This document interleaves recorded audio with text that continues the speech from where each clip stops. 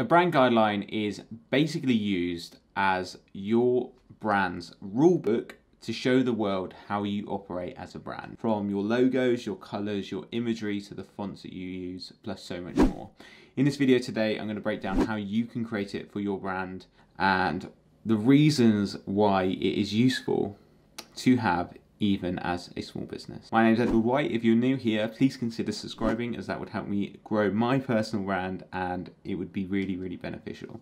I want to start this video by saying that it is so important. Even if you are building your personal brand, you're starting a small business, you're starting a small cafe, whatever it is, it's really important. The reason why it's important is so that you can have something tangible, recognizable, and something that you can understand and work with to ensure that your brand is constantly the same. Because it can be so easy to work with other people, to have your brand delve into other areas almost instantly, and we don't want that. We want you to have a consistent brand that works with you, whoever you may be working with. I'm going to break down the brand guidelines that I created for my candle business. I want you to remember that this is something that develops over time. You are not stuck with this.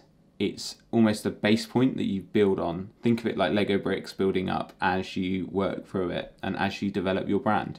Number one is the contents. This is where we have what is included at the moment. So we've got the introduction, the logo, the typeface, the color palette, the visuals, and the social content. So all of those areas show why your brand looks the way that it does, how it works, and how all the parts come together.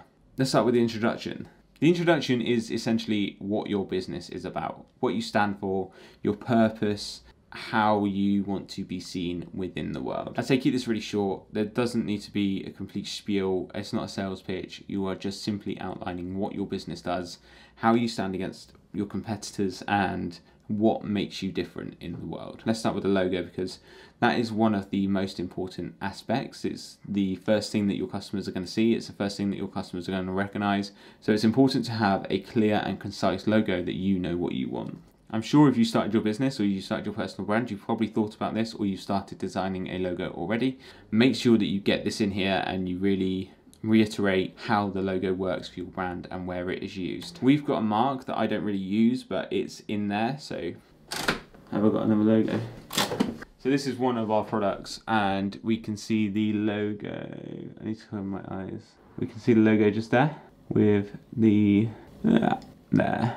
There's the mark logo and there's the text logo. How we've used this brand is we've also used elements of the tree bark into our packaging design. And I think this just helps to show the logo, because you don't always see this fully. Yeah, it just works quite nicely. The zone is areas around the logo that you don't want to be seen. So, or you don't want anything to come within this space. So I choose a letter. So we've used the O because it's a nice round shape, and nothing can come within this space. If you want to put any images in it, or if you want to use it as part of a press release, then keep the logo within that certain space. We're going to go on to typography, typeface, whatever you want to call it. The primary typeface that we use is called Poppins Bold, and you can see this on our website. I love this font. I think it's a really beautiful font. It's really simple and it just looks really nice. The secondary type that we use is Poppins Medium. So we've got the bold and then the medium. They work really nicely together. Other type fonts that we use are Greycliff CF, and this is the font that we use for the logo. And then we've also got Kefir Bold, which is a font that we use for just social media. I'll show you in a minute. The color palette. There's a really cool tool to use called Coolors, COOLORS.co.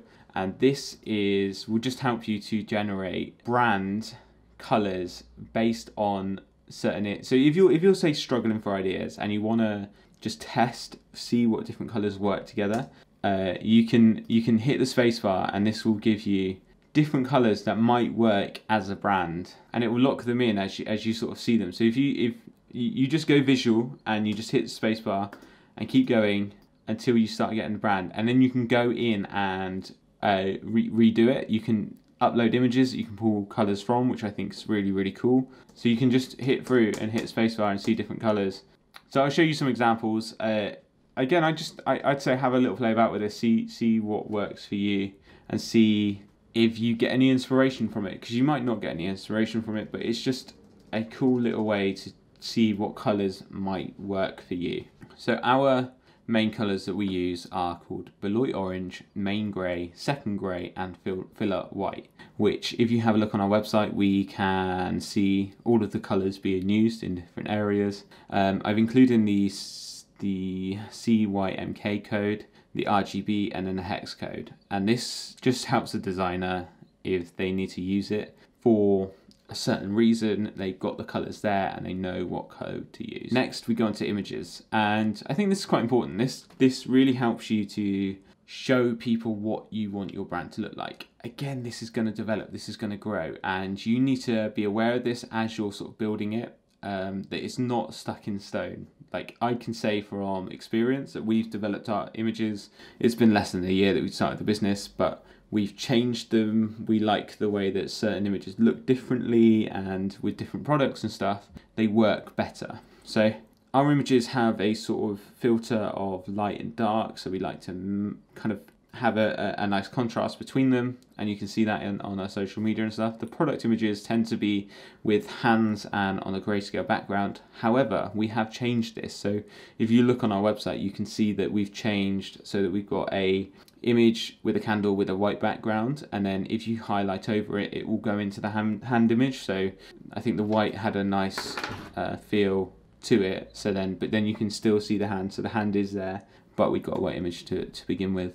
Other images, sort of the making, we like it quite dark. I like it quite dark, the dark aesthetic. I just think it works for the brand. Social content. I think this is quite useful to include, just to help you keep on track, really. Content, what kind of content are you going to publish for your brand? Again, this is going to change. This is going to change over time, so don't feel like you have to stick to it. You can always change the brand guidelines, but if you do change something, make sure that you do change the brand guidelines. Instagram feed, how is your Instagram feed going to look? Is there going to be a certain layout? Is there going to be a certain type of content that you post on certain days? Or it's all applicable to your business, so just keep that in mind as you are developing your brand guidelines and your brand book. So that's it. We come to the end of the brand guidelines for Beloit. I hope you enjoyed this, and I hope you got some ideas. If you could consider subscribing down below, that would mean so much. I want to say thank you for watching. If entrepreneurship is your thing, I've started a podcast called the Edward White Audio Thoughts, where we talk to entrepreneurs who have built their business, are in the process, or are at a certain stage where you can learn the lessons and you can learn the valuable mistakes and things that they've done. And if you want to listen to that, I'm going to link it below. We've got some fantastic episodes coming out right down below. Thank you so much for watching. Have a fantastic day. Keep building your brand, and goodbye.